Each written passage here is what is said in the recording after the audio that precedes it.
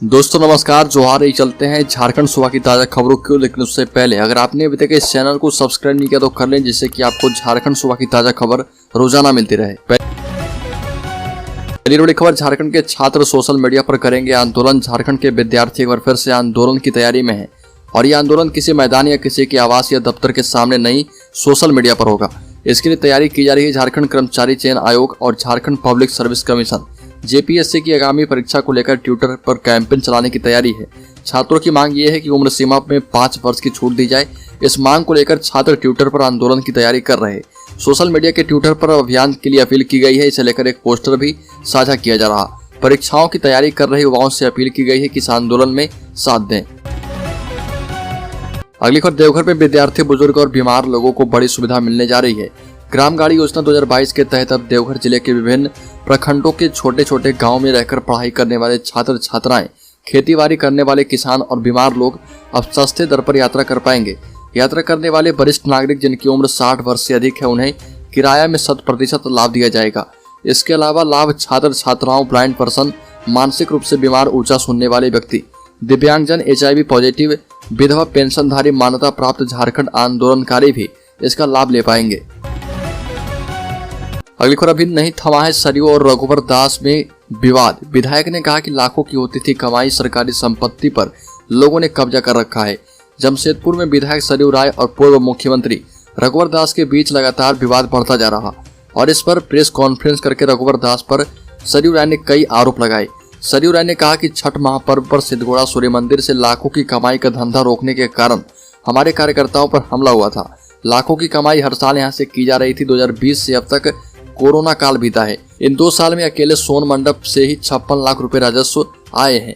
ये राशि पहले निजी हाथों में चली जाती थी। मंदिर में सारे काम, टाउन हॉल, यात्री निवास, सोना मंडप, चिल्ड्रन पार्क से लेकर हर चीजें सरकार के फंड से बने हैं और ऐसे में कोई यहाँ पर कैसे कमाई कर सकता है। सोन मंडप तक में पैसे की वसूली की जाती थी। हमारे कार्यकर्ताओं ने इस पर रोक लगाई, जिसकी वजह से रघुवर दास के कार्यकर्ताओं ने मारपीट की। अगली खबर, झारखंड के +2 हाई स्कूल में स्नातकोत्तर प्रशिक्षित शिक्षकों की नियुक्ति को लेकर आयोजित होने वाली स्नातकोत्तर प्रशिक्षित शिक्षक प्रतियोगिता परीक्षा 2022 के लिए अब ऑनलाइन आवेदन 22 नवंबर तक भरे जाएंगे। झारखंड कर्मचारी चयन आयोग ने इस परीक्षा में शामिल होने के लिए आवेदन की समय सीमा बढ़ा दी है। इससे पहले ऑनलाइन आवेदन की समय सीमा खत्म हो रही थी। अगली खबर, हेमंत सरकार के 3 स्कूलों पर मोदी सरकार फिदा, राष्ट्रीय पुरस्कार की घोषणा कर दी गई। झारखंड सरकार ने एक बार फिर से राष्ट्रीय स्तर पर अपना परचम फहराया है। झारखंड के 3 स्कूलों को राष्ट्रीय पुरस्कार के लिए चयनित किया गया। केंद्र की नरेंद्र मोदी सरकार के द्वारा झारखंड के 3 स्कूलों को पुरस्कृत किया जाएगा। इन स्कूलों का चयन स्वच्छता के विभिन्न मानकों पर खरा उतरने के लिए किया गया है और इनमें पश्चिमी सिंहभूम के कस्तूरबा गांधी बालिका आवासीय विद्यालय, नोवा मुंडी रांची के कस्तूरबा गांधी बालिका आवासीय विद्यालय, सोना हाथू एवं पूर्वी सिंहभूम के Tata workers union high school Kadma शामिल है। अगली खबर, झारखंड के हजारों पारा शिक्षकों का पारा हुआ गर्म। हेमंत सरकार के खिलाफ छेड़ दी है आर पार की लड़ाई। पारा शिक्षक आंदोलन के पहले चरण में शिक्षक 4 एवं 5 नवंबर को काला बिल्ला लगाकर कार्य करेंगे। वहीं 7 से 12 नवंबर को स्थानीय जनप्रतिनिधि को मांगों से संबंधित ज्ञापन सौंपेंगे। संघ के अध्यक्ष विजेंद्र चौबे के मुताबिक पहले चरण के आंदोलन के बाद भी उनकी मांगों पर कार्रवाई नहीं की गई तो शिक्षक 19 नवंबर को सीएम आवास का घेराव भी करेंगे। साथ ही अगले चरण में 17 दिसंबर से अनिश्चितकालीन अनशन शुरू किया जाएगा। अगली खबर, नए साल में हेमंत सोरेन देंगे बड़ी सौगात। रांची के लोगों को सिरदर्द से मिलेगा छुटकारा। अगर सब कुछ ठीक रहा तो नए साल यानी 2023 में राजधानी रांची को सड़क जाम की समस्या से मुक्ति मिल जाएगी। कांटा टोली फ्लाईओवर निर्माण को लेकर मुख्यमंत्री हेमंत सोरेन खुद सक्रिय हैं और अधिकारियों को 2 टूक कह दिया कि तय समय के भीतर इस फ्लाईओवर का निर्माण कार्य पूरा किया जाए। लोगों को सड़क जाम की समस्या से छुटकारा दिलाना सरकार की प्राथमिकता है। रांची में अधिकारियों के साथ पहुंचकर इस फ्लाईओवर के निर्माण कार्य का मुख्यमंत्री ने स्वयं निरीक्षण किया। अगली खबर, ब्लाइंड क्रिकेटर सुजीत मुंडा से मिले सीएम हेमंत सोरेन। जमीन और घर उपलब्ध कराने का दिया भरोसा। हेमंत सोरेन ने कांके रोड स्थित मुख्यमंत्री आवासीय कार्यालय में दिव्यांग क्रिकेटर सुजीत मुंडा से मुलाकात की और सुजीत मुंडा ने मुख्यमंत्री को अवगत करवाया कि आगामी 4 दिसंबर से 17 दिसंबर 2022 तक आयोजित होने वाले blind cricket T20 world cup के लिए उनका चयन टीम इंडिया में हुआ है। वहीं मुख्यमंत्री हेमंत सोरेन ने दिव्यांग क्रिकेट खिलाड़ी सुजीत मुंडा को रांची में जमीन और उसी जमीन पर घर देने का भरोसा दिया। मुख्यमंत्री ने सुजीत मुंडा से कहा कि राज्य सरकार आपके बच्चों की पढ़ाई का पूरा जिम्मा उठाएगी। आपके बच्चों को गुणवत्तापूर्ण शिक्षा मिले, ये राज्य सरकार की नैतिक जिम्मेदारी है। नई खेल पॉलिसी के तहत स्कॉलरशिप एवं कैश अवार्ड का प्रावधान भी किया गया है। इसका लाभ आपको मिले, इस निमित्त निर्देश दिया गया है। अगली खबर, धनबाद पटना इंटरसिटी में हमला करने वाला कुख्यात नक्सली गिरफ्तार। धनबाद पटना इंटरसिटी ट्रेन और गोपालपुर में जवानों पर हमला कर हथियार लूटने वाले कुख्यात नक्सली को पुलिस ने गिरफ्तार कर लिया है। गिरफ्तारी के बाद से नक्सली संगठन में हड़कंप मचा है। लखीसराय 2013 में धनबाद पटना इंटरसिटी ट्रेन में हमला करने वाला कुख्यात नक्सली को पुलिस ने देर रात गिरफ्तार किया। नक्सली रंजीत ठाकुर संगनापुर गांव का रहने वाला है। एएसपी अभियान मोतीलाल ने नक्सली की गिरफ्तारी की पुष्टि की है। बताया गया कि 13 जून 2013 को धनबाद पटना इंटरसिटी ट्रेन में कुंदर हॉल्ट के पास और 14 जून 2013 को गोपालपुर में जवानों पर हमला करके हथियार लूट एवं आईडी विस्फोट को अंजाम दिया गया था। अगली खबर, धनबाद में 6 साल की बच्ची की गला रेतकर हत्या का मामला सामने आया। झाड़ी में उसका शव मिला है। बच्ची के शव पर चोट के गहरे निशान हैं। टुंडी थाना क्षेत्र के दसनी टुंडी कदैया गांव में घर से महज कुछ दूरी पर झाड़ियों में 6 साल की बच्ची का शव मिला। बच्ची शाम से लापता थी। उसकी धारदार हथियार से गला रेतकर हत्या की गई। शव के हालात देखकर अनुमान लगाया जा रहा कि किसी दूसरे स्थान पर उसकी हत्या की गई थी और बाद में उसे झाड़ियों में फेंका गया। अगली खबर, झारखंड में अंत्योदय योजना के तहत 6 महीने तक गरीबों को चीनी नहीं मिली।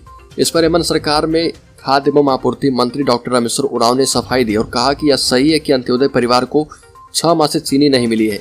ये भी कहा कि असल में सिंगल टेंडर हो रहा था और इसमें चीनी की कीमत बाजार की कीमत से अधिक कोट यानी 43 रुपये प्रति किलो जा रही थी।